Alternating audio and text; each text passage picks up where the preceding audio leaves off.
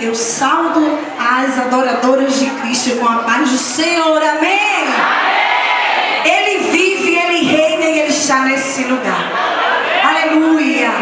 Eu vou cantar esse louvor que o Espírito Santo me entregou, me deu a confiança.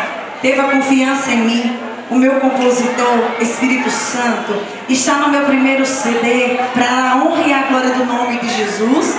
E nós vamos também fazer uma peça, uma demonstração dessa palavra de Deus, dessa passagem que é daquela mulher do fluxo de sangue.